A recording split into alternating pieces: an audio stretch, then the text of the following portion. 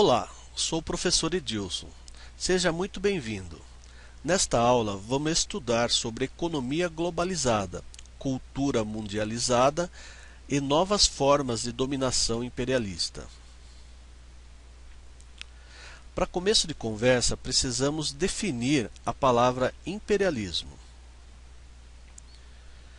Imperialismo vem do latim e significa ter o poder de mandar.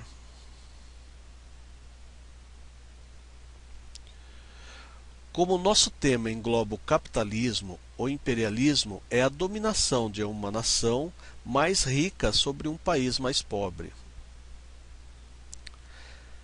Essa dominação vai impor nos países dominados valores, hábitos, crenças e costumes, fazendo com que essas nações adotem a cultura desses países. Exemplos de imperialismo cultural podem ser encontrados desde a antiguidade, como a dominação da cultura grega sobre as demais durante o Império de Alexandre Magno. Alexandre Magno nasceu em 356 a.C. Era filho de Filipe II, rei da Macedônia e conquistador da Grécia.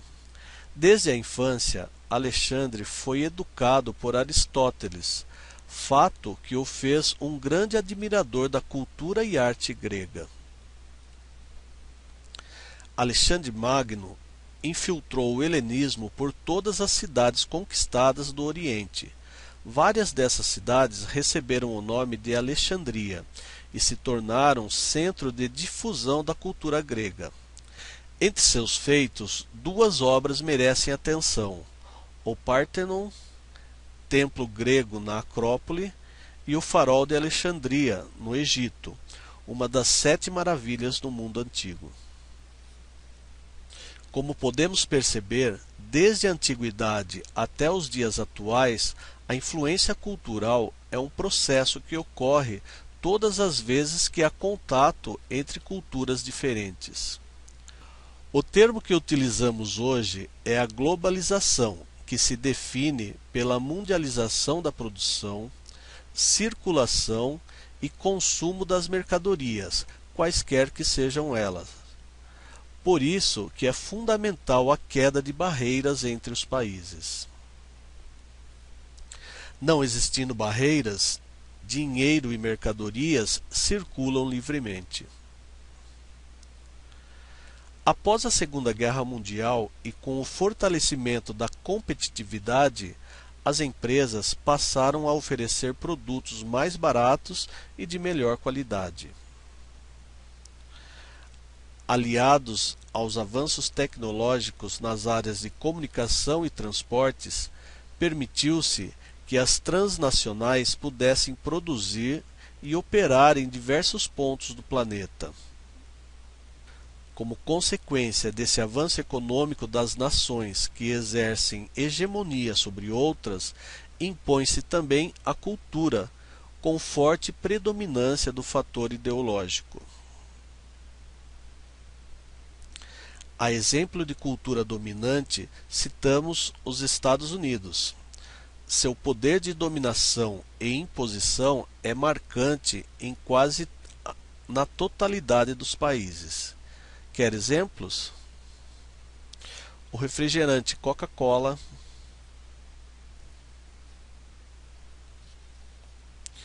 a influência norte-americana está também na indústria cinematográfica, na alimentação,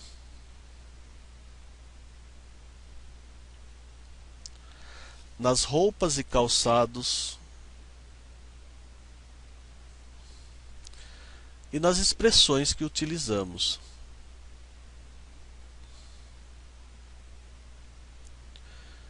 O grande problema da globalização é que, se o país dominador entra em crise, vários setores dos países dominados economicamente sofrem abalos em sua economia.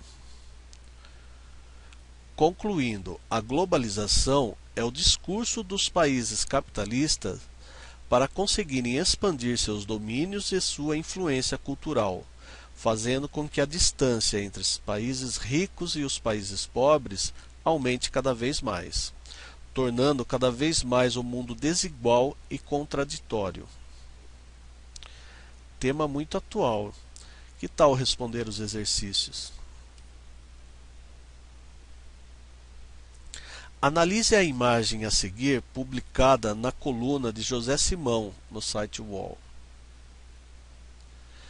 A imagem apresentada A.